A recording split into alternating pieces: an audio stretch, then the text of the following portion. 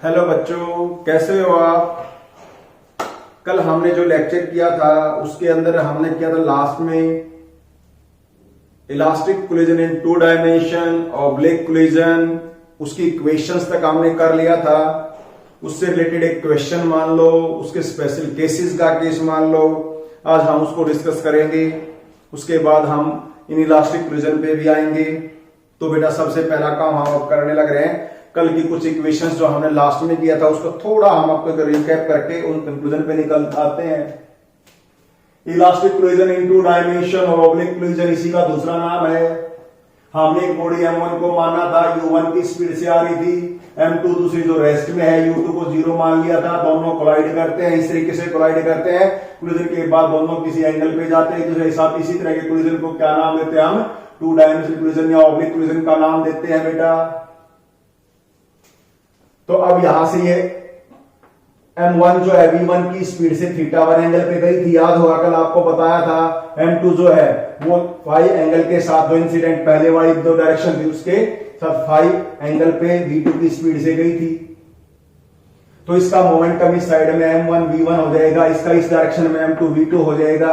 लेकिन momentum is a vector quantity, यहां सिर्फ अलोंग एक्स एक्सिस है, तो यहां हमने एक्स के और वाई के दोनों के अलोंग लिया था मोमेंटम, याद होगा ना बच्चों आपको। हाँ, तो इसका जो मोमेंटम M1 V1 इधर कौन सा हो जाएगा? cos थीटा के बराबर M1 V1 cos थीटा। ऊपर की तरफ क्या हो जाएगा? M1 V1 sin theta. इधर एंगल होता है, उधर cos कंपोनेंट, उसका अपोजिट में sin कंपोनेंट। इसी पैटर्न पे बच्चा हम यहाँ काम और करते हैं M2 V2 cos फाई, क्योंकि इसका इधर M2 V2 मोमेंटम बनेगा और इसका कंपोनेंट जिस साइड एंगल होगा उधर cos कंपोनेंट होगा, नीचे की तरफ sin कंपोनेंट होगा। और law of conservation of momentum की इक्वेशन हमने पहले बनाई थी, आपको याद हो तो एक अलोंग एक्स एक्सिस लिखी थी। एक्स एक्सिस में यहां पहले क्या था बेटा? सिर्फ M1 V1 था, M1 U1 था और उधर दोनों को ये थे, दोनों को जोड़ दिया था, याद है ना पुत्र? बिल्कुल वही लिख रहे हैं और कुछ नहीं। रिकैप कर रहे हैं कल वाले आर्टिकल को। अलोंग वाई एक्सिस के लिए दूसरी इक्वेशन लिखी थी हमने, मोमेंटम वाली, लॉ ऑफ कंजर्वेशन मोमेंटम वाली। इधर तो है ही नहीं, ऐसी इस डायरेक्शन में तो बिल्कुल था ही नहीं, क्योंकि सिर्फ इसी डायरेक्शन में तो 0 है। इधर ऊपर की तरफ M1 V1 sin थीटा है, ये नीचे है तो माइनस लिया था पुत्र, याद है सभी को। और एक इक्वेशन हमने क्या लिखी थी? Law of conservation of energy, y along axis momentum conservation. मैं लिख रहा हूं यहां से मोमेंटम कंजर्वेशन ताकि आपको याद रह जाए। और यही लाइन हमने along x axis momentum conservation.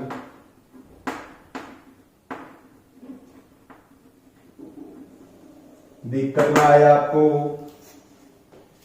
By conservation of केई, क्योंकि इलास्टिक कोलिजन है, इलास्टिक कोलिजन है तो पहले कितनी कैटेगरी थी? हाफ M1 VU1 का स्क्वायर, इसकी 0 तो हाफ M1 U1 का स्क्वायर। उधर कितनी थी? हाफ M1 V1 का स्क्वायर, क्योंकि इसमें तो हम कंपोनेंट लेंगे नहीं, इट इज स्केलर क्वांटिटी। और ये हाफ भी कट जाएगा। इक्वेशन नंबर 3, इसको इक्वेशन नंबर 1 मान लेते हैं हम, इसको इक्वेशन नंबर 2 मान लेते हैं हम, इसको इक्वेशन नंबर 3 मान लेते हैं। और ये कहा था आपको 3 इक्वेशन आ गई हैं। M1 M2 दे ही रखे होंगे, U भी दे रखा, U2 भी दे रखा होगा। अब हमारे पास V1 V2 और थीटा और फाई 4 चीजें हैं, इनमें से कोई एक दे के बाकी 3 निकलवा लेगा। ठीक है, 3 इक्वेशन से 3 चीजें आराम से निकाल सकते हैं। अब ध्यान से सुनो बच्चों, ये क्वेश्चन कई बार पूछा जाता है और इस क्वेश्चन को फिर करने में हमें आपकी बुक में भी कर रखा है, ये थोड़ा बड़ा है। अब हम इसको अच्छे से आपको बताना चाहेंगे, इन तीनों इक्वेशन का यूज करेंगे, इसीलिए हमने तीनों इक्वेशन यहां लिखी है बेटा। कंडीशन ध्यान से सुनो, जो क्वेश्चन है वो क्वेश्चन में क्या कह रहा है? दोनों मास बिल्कुल बराबर ले ली गई है, बाकी चीजें एज इट इज। डायमेंशन जो इलास्टिक है कोलिजन 2 डायमेंशन में है और मास दोनों बराबर ले ली गई हैं। तो क्या हैपनिंग होगी? ध्यान से समझना बच्चा लोग, इसमें हम तो कहना चाहते हैं आपको बच्चों, क्या है वो कि बेटा यहां से कह रहे दो बॉडी है, एक m मास की u1 से आने लगे, किसी वेलोसिटी से आने लगे u1 से, दूसरी बॉडी उतनी ही मास की है, रेस्ट में है, दोनों एक दूसरे से कोलाइड करते हैं इलास्टिकली, और दोनों कोलाइड करने के बाद ऑब्लिक कोलिजन होता है, 2 डायमेंशनल कोलिजन होता है, तो दोनों एक दूसरे से किसी एंगल पे जाएंगे, दोनों के बीच का angle theta plus phi total हो जाएगा। तो ये दोनों कितने एंगल पे जाएंगे, यही निकालने का काम आपके ऑब्जेक्टिव में आता है, पता आपको होना चाहिए। इलास्टिक कोलिजन 2 डायमेंशन की हमने इक्वेशन लिखी हुई है, सिर्फ मास बराबर रखनी है, तो इसमें से तीनों इक्वेशन को हम पर्टिकुलर क्वेश्चन के लिए क्या करेंगे, फॉर दिस क्वेश्चन जो मैंने आपको बताया, इस क्वेश्चन के लिए हम क्या करेंगे बेटा, m1 m2 को m के बराबर मान लेंगे और तीनों इक्वेशन में पुट कर देंगे। देन तीनों इक्वेशन, पहली इक्वेशन में मास को बराबर रखोगे तो m u1 m m तीनों जगह m आ जाएगा, m कट जाएगा तो क्या बनेगी इस इक्वेशन से, बोलो, u1 बराबर है v1 cos theta plus v2 cos phi. Clear है बेटा? इस क्वेश्चन के लिए, फॉर दिस क्वेश्चन हमने इसको इक्वेशन 1 मान लिया, दूसरे में मास बराबर रख दो, बराबर रखते ही तो 0 हो जाएगा, यहां v1 साइन थीटा प्लस में माइनस में v2 साइन फाई हो जाएगा पुत्र, और तीसरे फिर मास बराबर रखेंगे तो यहां से तीसरी इक्वेशन क्या आएगी बेटा, यहां से आएगी u1 का स्क्वायर बराबर है v1 का स्क्वायर प्लस में v2 का स्क्वायर, इक्वेशन 3। इन तीनों इक्वेशन में m1 m2 को m के बराबर रख दो तो हमारा क्वेश्चन बन जाएगा। यहां तक तो आपकी बुक में भी कर रखा होगा, but the point now starts. अब हम क्या करते हैं बच्चा लोग, क्या करते हैं स्टूडेंट्स, यहां से कि इन दोनों इक्वेशन का स्क्वायर करके ऐड करेंगे। इंपॉर्टेंट पॉइंट जो करने लग रहे हैं वो ध्यान देना आप, अभी इंपॉर्टेंट जो पॉइंट हम ले रहे हैं कि इन दोनों का स्क्वायर करके ऐड करेंगे, मतलब इक्वेशन 1 का स्क्वायर प्लस में इक्वेशन 2 का स्क्वायर बराबर निकालेंगे। क्लियर करो भाई, पहले का इधर का स्क्वायर करेंगे, इधर का भी स्क्वायर करेंगे, इसका भी स्क्वायर करेंगे पूरे का, तो इन दोनों को आपस में जोड़ेंगे, इन दोनों को आपस में जोड़ेंगे। क्लियर है ना? पहले से अलग से जोड़ेंगे, अलग से अलग से जोड़ेंगे, पहले करेंगे स्क्वायर फिर जोड़ेंगे, करो स्क्वायर तो u1 हो जाएगा, इसका भी स्क्वायर 0 हो जाएगा, इसका स्क्वायर करेंगे तो मैं लिख रहा हूं या एक बार आपकी समझ में आ जाए, cos फाई, सॉरी बेटा, इसका स्क्वायर प्लस में अब इसका भी स्क्वायर करते हैं, v1 sine theta minus v2 sine phi का भी स्क्वायर, इसका स्क्वायर किया, इसका भी स्क्वायर किया, सारा स्क्वायर ये लिख दिया पहले का, इसका सारा स्क्वायर लिख दिया, दोनों को जोड़ेंगे तो आपस में ये जुड़ जाएंगे, दोनों को जोड़ेंगे जुड़ जाएंगे। क्लियर? अब यहां से हमारे पास क्या आएगी, u1 का ही स्क्वायर हो जाएगा, और यहां से क्या आएगा, इसका स्क्वायर खोलेंगे तो खोल दो ना स्क्वायर इसका, v1 का square cos square theta, v2 का square cos square phi plus में पहले का स्क्वायर दूसरे का स्क्वायर जमा में 2ab ये भी, तो यहां v2 times v1 v2 cos theta cos phi. सही है भाई? अभी तो इसी को खोल रहा बस, अब इसको भी खोलो प्लस में करो, इसका भी स्क्वायर हो जाएगा पहले का, v1 का square sine square theta plus में v2 का square sine square phi, minus है दोनों के बीच में तो minus 2 times v1 v2 sine theta sine phi. समझो बेटा क्या किया, इसको ऐसे कैसे लिख दिया, 0 है तो ये रहेगा, इस सारे का स्क्वायर खोल के हमने ऊपर लिख दिया, प्लस करके सारे का स्क्वायर करके नीचे लिख दिया। अब बहुत इजी चीज, अब यहां से इसको मैं मिटा रहा हूं बेटा ताकि आपको अच्छे से समझ में आ जाए, प्लीज ध्यान देना इस चीज को, क्योंकि ये चीज हमने हटा दी है। अब सुनो पुत्र ध्यान से, u1 तो ऐसे के ऐसे, इन दोनों को, यहाँ v1 का स्क्वायर cos स्क्वायर थीटा या v1 का स्क्वायर sin स्क्वायर थीटा, दोनों में से v1, पहले इन दोनों में से v1 स्क्वायर को बाहर निकालो, sin square plus cos square theta रह जाएगा 1, तो इसको हम लिख देंगे v1 का स्क्वायर। इन दोनों में से v2 को बाहर निकालो, v2 को बाहर निकालते cos square 5 plus sin square 5, ये v1 हो जाएगा। समझ रहे हो या नहीं? ये v1 हो गया और ये v1 हो गया है। कॉमन आने के बाद तो यहां v2 का स्क्वायर रह जाएगा, और इधर देखोगे तो plus 2v1 v2 cos theta cos 5 या minus 2v1 v2 sin theta sin 5, तो दोनों में से कॉमन क्या आएगा? 2v1 v2 कॉमन आ गया है, और यहां क्या बच गया? cos theta cos 5 minus sin theta minus sin 5, तो बेटा cos theta cos 5 minus sin theta sin 5, ये आ गया अब इसमें।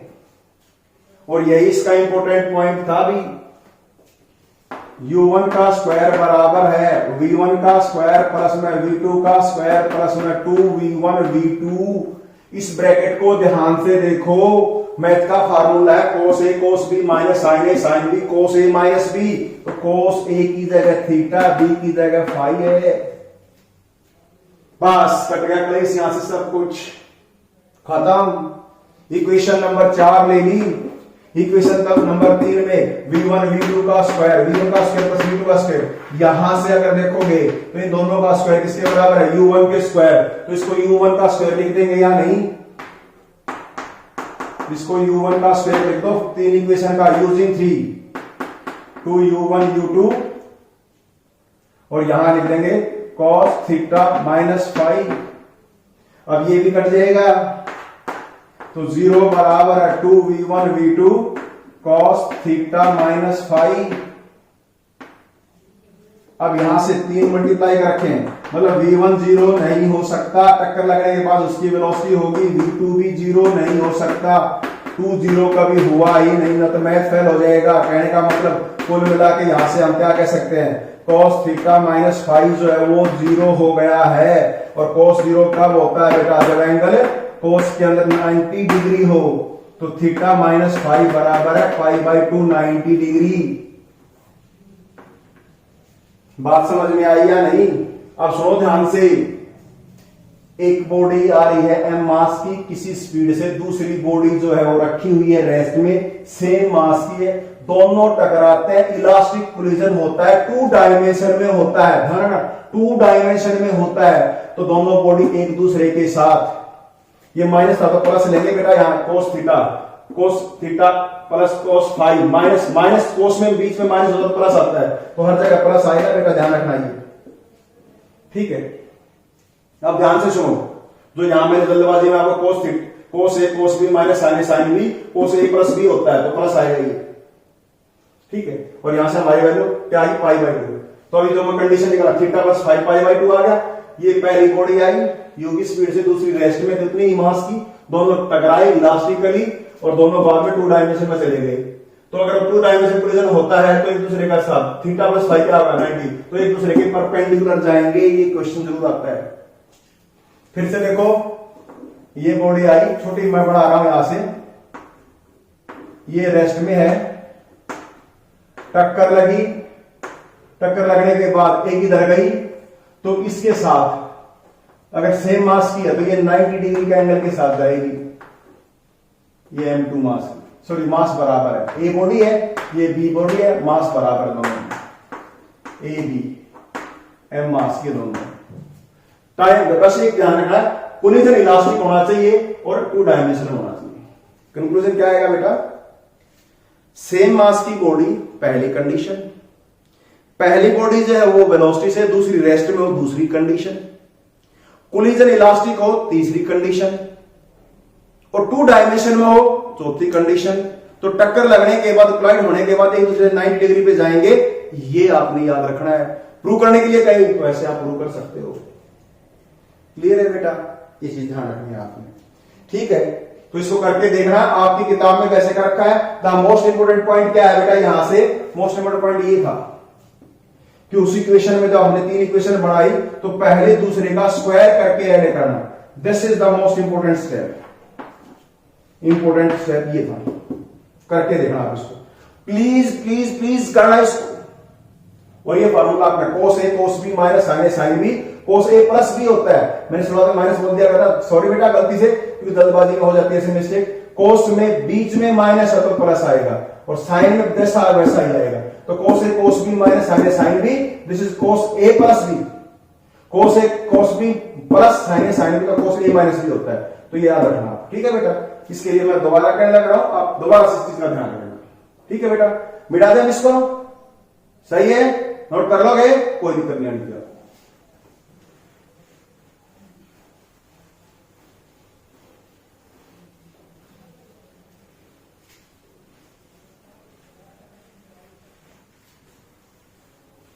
अभी देखो बेटा कैसे करते हैं हम।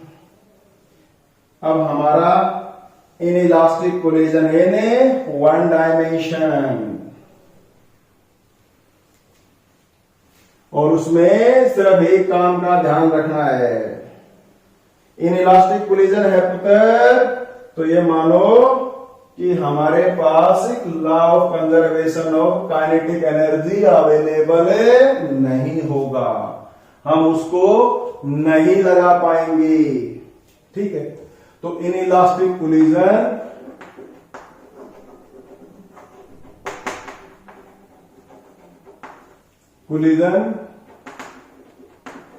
इन वन डायमेंशन,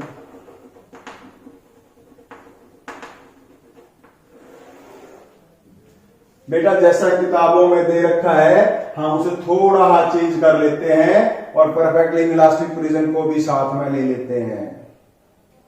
एक बात ध्यान रखना, दो लॉ हर कोलिजन पे लगेंगे, law of conservation of linear momentum, law of conservation of total energy. पर टोटल एनर्जी का हम एप्लीकेबल नहीं कर पाते, क्योंकि एनर्जी कुछ ऐसी फॉर्म्स होती हैं जिनको हम फार्मूले में नहीं लिख पाते, जैसे साउंड एनर्जी, किसी पर्टिकुलर केस में हीट एनर्जी, वो नहीं निकाल पाते, तो निकाल नहीं पाते एनर्जी के बारे में, उसको हम डेराइव ही नहीं कर सकते, उसकी वैल्यू ही फाइंड आउट नहीं कर सकते, तो कंजर्वेशन लॉ को कैसे लगाएंगे। इसलिए हमारे हाथ बन जाते हैं, सिर्फ कहने को रह जाती है, किसी भी कोलिजन में law of conservation of energy होता है, एप्लीकेबल न्यूमेरिकल्स में नहीं कर पाते। तो दो ही बच गए, law of conservation of linear momentum, और इलास्टिक कोलिजन है तो law of conservation of kinetic energy. पर ये कैसा कोलिजन है, इन इलास्टिक, तो यहां सिर्फ एक ही एप्लीकेबल हो पाएगा। तो इन इलास्टिक कोलिजन में हम मान लेते हैं बेटा, जो स्पेशल केस हमने में लग रहे हैं, प्लीज ध्यान देना, ये M1 मास की है, U1 से आ रही है, M2 मास की दूसरी है, U2 से जा रही है, ठीक है। दोनों टकराए, collision, before collision U1 should be greater than U2, बता रखा पुत्र आपको, तभी कोलाइड करेगी। टक्कर लगने के बाद भी ये इसी डायरेक्शन में गए, पर अब की बार परफेक्टली इन इलास्टिक कोलिजन ले लेते हैं। इन इलास्टिक कोलिजन में तो कोई अलग अलग स्पीड से चले गए, वो हो गया। और परफेक्टली में क्या होता है बेटा, परफेक्टली में दोनों एक दूसरे के साथ चिपक जाएंगे, और उसके बाद ये चिपके हुए एक दूसरे के साथ इसी डायरेक्शन में v की स्पीड से जा रही है, बड़ी v ले लो भाई। ऐसे कोलिजन को नाम देंगे परफेक्टली इलास्टिक। अगर ये अलग अलग स्पीड से जाते और इलास्टिक होता तो फिर इसमें हम लॉ ऑफ कंजर्वेशन मोमेंटम लगाते कर लेते, पर ये perfectly elastic collision one dimension ले लिया हमने। इसकी मास M1 M2 होगी, टोटल मास जो चिपके हुए दोनों इकट्ठे चले तो परफेक्टली इलास्टिक हो जाता है, ठीक है पुत्र। तो परफेक्टली इलास्टिक का केस दे रखा है आपकी किताब में, और भी छोटा बना रखा है, इसको जीरो मान रखा है, हम इसको जीरो नहीं ले रहे हैं क्योंकि उसको डेराइव करते हैं जीरो मान के। Since the collision is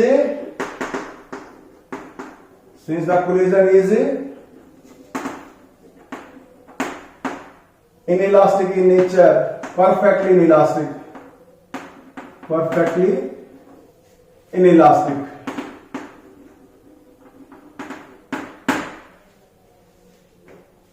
then only then by law of conservation of linear momentum सिर्फ लीनियर मोमेंटम का कंजर्वेशन का लॉ लगेगा, law of conservation of kinetic energy नहीं लगेगा। टोटल एनर्जी का कंजर्वेशन का लॉ लग सकता है, लेकिन उसमें आमने भी टकराएंगे तो कुछ तो हीट के तौर पे निकलेगी या साउंड होगी, तो वो हम कैलकुलेट नहीं कर पाएंगे, इसलिए नहीं अप्लाई कर पाएंगे। तो लॉ ऑफ मोमेंटम एक ही डायरेक्शन में जा रहे हैं, सब एक्स एक्सिस, तो सिर्फ एक में लगेगी। कितना मोमेंटम है पहले m1 u1, या कितना है m2 u2, और बाद में कितना है, दोनों मास इकट्ठी होगी, चिपकी है तो दोनों की इकट्ठी मास मान लो, और दोनों सेम वेलोसिटी से जाएंगे तो v ले लो, और यहां से हम v निकाल लेंगे। m1 u1 plus m2 u2 divided by m1 plus m2, इससे डिवाइड कर दो ये। ठीक है बेटा, law of conservation of energy नहीं काइनेटिक एनर्जी नहीं लगा पाएंगे। अब इसमें आपको इस इक्वेशन अकेले से ही सब दे रखे होंगे, एक को छोड़ के बाकी आप निकाल लोगे। ठीक है बेटा, और इसके अंदर अगर एक इक्वेशन और भी लगानी हो, आपको कोफिशिएंट ऑफ रेस्टिट्यूशन भी दे रखा हो, ये परफेक्ट इनइलास्टिक केस में 0 हो जाएगा। बाकी इनइलास्टिक दे रखा हो तो ई की वैल्यू दे रखी हो तो ई के हिसाब से कर लेंगे। इस केस में ई की वैल्यू 0 होगी, क्योंकि रिलेटिव वेलोसिटी ऑफ सेपरेशन, टकराने के बाद तो सेपरेट करने की वेलोसिटी ही नहीं रही ना, दोनों इकट्ठे ही जा रही हैं, तो u2 माइनस u1 0 होगी, तो इसलिए 0 हो जाएगी। अब एक काम करते हैं, इसकी काइनेटिक एनर्जी पहले टोटल के बिफोर कोलिजन, टोटल के बिफोर कोलिजन। अब मैं आपको जो बताना चाहूंगा ध्यान से समझना, कोलिजन से पहले मैं इसको लिख रहा हूं के इनिशियल, ठीक है, के इनिशियल, के इनिशियल लिख देते हैं बस काइनेटिक एनर्जी को। क्या होगा, हाफ m1 u1 का स्क्वायर, इसकी कितनी होगी, प्लस में half mass into velocity u2 का square. Total kinetic energy after collision, इसको भी ले लेते हैं, दोनों इकट्ठी जा रही है, तो के एफ किसके बराबर हो जाएगी, हाफ, दोनों मास इकट्ठी होगी है तो दोनों इकट्ठी ले ली, और दोनों की वेलोसिटी भी ले ली, तो ये पहले की, इन दोनों की पहले की टोटल काइनेटिक एनर्जी और ये बाद की टोटल काइनेटिक एनर्जी। अब एक काम करते हैं बेटा, यहां कर लेते हैं, इस केस में यहां ले लेते हैं, इसको हटा देते हैं। अब इनिशियल काइनेटिक एनर्जी में से फाइनल काइनेटिक एनर्जी को घटा देते हैं, इसमें से इसको सब्ट्रैक्ट कर देते हैं, तो हाफ m1 u1 का स्क्वायर प्लस में हाफ m2 u2 का स्क्वायर माइनस में half m1 plus m2 v का स्क्वायर, ये इसमें से ये घटेगा, और इसको हम लिख देते हैं के इनिशियल माइनस के फाइनल बराबर है, हाफ तो सारे से कॉमन आ गया, यहां क्या रहेगा m1 u1 का स्क्वायर, यहां क्या रहेगा m2 u2 का square minus m1 plus m2, ठीक है, ये कॉमन, और v की वैल्यू यहां से निकाल लो बेटा, ये वाली v की वैल्यू यहां पुट कर दो, क्या हो जाएगी m1 u1 plus m2 u2 divided by m1 plus m2, और इसका भी क्या करना है, v का स्क्वायर, इसका स्क्वायर करके लिखेंगे, तो इसका स्क्वायर हो गया, नीचे भी स्क्वायर हो गया, दोनों का स्क्वायर हो जाएगा ना, इससे कट जाएगा, और हमारे पास अब क्या आ गई बेटा, इसको लिखेंगे के इनिशियल माइनस के फाइनल बराबर हाफ ले लो, और यहां से लिखो m1 u1 का स्क्वायर प्लस में m2 u2 का स्क्वायर, एक यहां 2 की पावर एक कट गई, नीचे रहेगी, यहां इसका स्क्वायर खोल दो पहले ऊपर, माइनस पहले का स्क्वायर प्लस में दूसरे का स्क्वायर, इसका भी स्क्वायर हो गया, प्लस में 2 टाइम्स दोनों m1 m2 u1 u2 divided by m1 plus m2। अब इसको इससे मल्टीप्लाई करो भाई, के इनिशियल माइनस के फाइनल बराबर है हाफ, क्या होगा अब की बार, इस m1 से इन दोनों को मल्टीप्लाई कर दो, m1 का स्क्वायर u1 का स्क्वायर m1 m2 u2 का स्क्वायर, इस m1 से दोनों को मल्टीप्लाई कर दिया, अब m2 से भी दोनों को मल्टीप्लाई कर दो, एलसीएम ले रहे हैं तो क्या हो जाएगा m1 m2 u1 का स्क्वायर प्लस में m2 u2 का स्क्वायर, दोनों का स्क्वायर हो जाएगा क्योंकि m2 यहां आ जाएगा स्क्वायर ये होगा, और इसको खोलो तो ये माइनस के तीनों, तो माइनस में m1 u1 का स्क्वायर माइनस में m2 u2 का स्क्वायर और माइनस में 2 times m1 m2 u1 u2, और इस सारे के बटे m1 m2 हो जाएगा। तो सारे के बटे लिख देता हूं मैं m1 m2। ठीक है भाई, समझ में आया क्या किया है? एलसीएम लेके इस m1 m2 से इसको मल्टीप्लाई करके सारे के नीचे कर दिया। आराम से प्यार से करना, एलसीएम लोगे तो ये दोनों के साथ ये मल्टीप्लाई और ये भी इसके साथ ये दोनों मल्टीप्लाई, तो ये 4 टर्म आ जाएंगी आपकी। अब मैं यहां से इसको हटा रहा हूं भाई, अब यहां से देखेंगे तो के इनिशियल माइनस के फाइनल बराबर है हाफ m1 का स्क्वायर m2 का स्क्वायर प्लस का है, ये m1 का स्क्वायर m2 का स्क्वायर माइनस का कट जाएंगे, या m2 का स्क्वायर u2 का स्क्वायर प्लस का है, ये m2 का स्क्वायर u2 का स्क्वायर माइनस का है। ठीक है, ये m2 का u2 का स्क्वायर देखो जहां लिखा हुआ है ये रहा, ठीक है, स्क्वायर करेंगे तो ये भी कट जाएंगे, एक जैसे काट रहे हैं वैसे साइन बना रहे हैं। यहां भी m1 m2 है, यहां भी m1 m2 है, यहां भी m1 m2 है, तो सारे से कॉमन क्या आ गया m1 m2। यहां क्या रहेगा u2 का स्क्वायर, यहां क्या रहेगा u1 का स्क्वायर, यहां क्या रहेगा 2u1 u2 माइनस के, तो यहां देगा u2 का स्क्वायर प्लस में u1 का स्क्वायर माइनस में 2u1 u2, और नीचे ये डिवाइड हो गया m1 प्लस m2, और इसको हम लिख देंगे के इनिशियल माइनस के फाइनल बराबर है हाफ m1 m2, और ये ध्यान से देखोगे तो ये u2 माइनस u1 या u1 माइनस u2 का होल स्क्वायर बन गया ये, और डिवाइडेड बाई क्या होगा m1 प्लस m2। ध्यान से देखोगे तो ये हमारा फॉर्मूला बन गया भाई एक। ठीक है बेटा, इसको मैं थोड़ा ऊपर छोटा करके लिख देता हूं m1 प्लस m2, और स्क्वायर को यहां लेता हूं। अब मास कभी नेगेटिव नहीं हो सकती, तो ये सारी चीज पॉजिटिव हो जाएंगी, ये नेगेटिव हो सकती थी, इसका स्क्वायर हो जाएगा। कहने का मतलब ये चीज पॉजिटिव होगी, कहने का मतलब ग्रेटर देन 0 होगी। के इनिशियल माइनस के फाइनल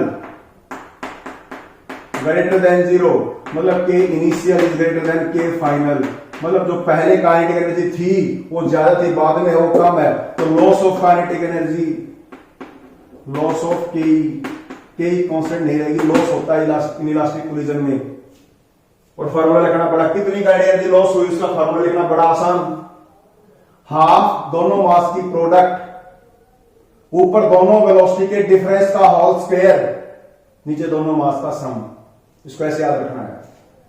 क्या कहा बेटा, जो काइनेटिक एनर्जी में चेंज आएगा, चेंज इन काइनेटिक एनर्जी, वो क्या होगा हाफ ऊपर दोनों मास की प्रोडक्ट, नीचे दोनों मास का सम, और ब्रैकेट में वेलोसिटी जो दे रखी है दोनों के टकराने से पहले की वेलोसिटी के डिफरेंस का स्क्वायर, इतनी काइनेटिक एनर्जी लॉस होगी। और ये फॉर्मूला बहुत बार काम आएगा आपके। ठीक है, परफेक्टली इलास्टिक कोलिजन की बात कर रहा हूं मैं, या वन डायमेंशन की, ये ध्यान रखना। ठीक है, कंपेटिटिव एग्जाम के लिए अगर कोई कहे कि इलास्टिक कोलिजन वन डायमेंशन में हो तो क्या करेंगे, तो फिर हमारा फार्मूला ये तो एज इट इज रहेगा, u1 माइनस u2 का होल स्क्वायर ये यहां तक, और यहां 1 माइनस ई स्क्वायर आ जाएगा, क्योंकि आपको ई स्क्वायर दे रखा होगा किसी भी इनइलास्टिक कोलिजन के लिए। ये किसी भी इनइलास्टिक कोलिजन के लिए वन डायमेंशन में, क्योंकि परफेक्टली होगा इसकी वैल्यू 0 हो जाएगी, तो फिर यही बन जाएगी। और इलास्टिक होगा इसकी वैल्यू 1 हो जाएगी, 1 माइनस 1 0 हो जाएगा, तो आपको लॉस ऑफ काइनेटिक एनर्जी होगा, यानी law of conservation of kinetic energy satisfied हो जाएगा। This is only for the competitive exams. फिलहाल हम इसी को ध्यान में दे रहे हैं, बोर्ड के ऊपर ही कंसंट्रेट कर रहे हैं, क्योंकि हमारा पहला मकसद कोई बेस तैयार करना होता है। आपको समझ में आया या नहीं? तो elastic collision in one dimension, वही perfectly elastic collision in one dimension. Law of conservation of momentum का फॉर्मूला लिखेंगे, वहां से v की वैल्यू निकालेंगे, बाद की वेलोसिटी कितनी रहेगी, अभी दोनों काइनेटिक एनर्जी निकाल लेंगे, फाइनल में से इनिशियल में से फाइनल घटा देंगे, उसको सोल्व कर लेंगे, हमारे पास ये आ जाएगा। आपकी किताब में u2 नहीं दे रखा, इसलिए यहां हटा देंगे, इसको u1 का स्क्वायर मिलेगा, इसमें u2 को 0 रख दो, आपकी बुक्स वाला हो जाएगा एज इट इज। पर मैं चाहता हूं आप इसको ऐसे याद रखो, कैसा कोलिजन है ये, परफेक्टली इनइलास्टिक, किसमें, वन डायमेंशन में, और टारगेटिंग वेलोसिटी भी दे रखी है, दूसरे बॉडी की u2 भी दे रखी है, जबकि किताब में u2 0 दे रखी है। याद कैसे रखोगे फार्मूला लॉस ऑफ एनर्जी का, हाफ दोनों की मास की प्रोडक्ट, नीचे दोनों का सम, और ब्रैकेट में मल्टीप्लाई में क्या आएगा, दोनों की टकराने से पहले की वेलोसिटी के डिफरेंस का स्क्वायर। ठीक है बेटा, ध्यान रखना। Perfectly elastic collision one dimension की बात कर रहा हूं मैं यहां, अगर यहां कोई इलास्टिक कोलिजन होता, परफेक्टली सिर्फ इलास्टिक कोलिजन होता, तो ये 1 माइनस इसके साथ मल्टीप्लाई हो जाता। ठीक है, याद रहेगा बेटा। तो आपका मोस्टली काम यहां ऐसे हो जाएगा, इसमें कोई दिक्कत आपको नहीं आने वाली है। जो कल काम कराया था, जिसका स्टार्टिंग में काम कराया था, वो ज्यादा बढ़िया था आपका, उसी से क्वेश्चन ज्यादा पूछते हैं। फिलहाल इसको भी आप ध्यान रखना, काम करना बेटा। ठीक है, okay, thank you, God bless you.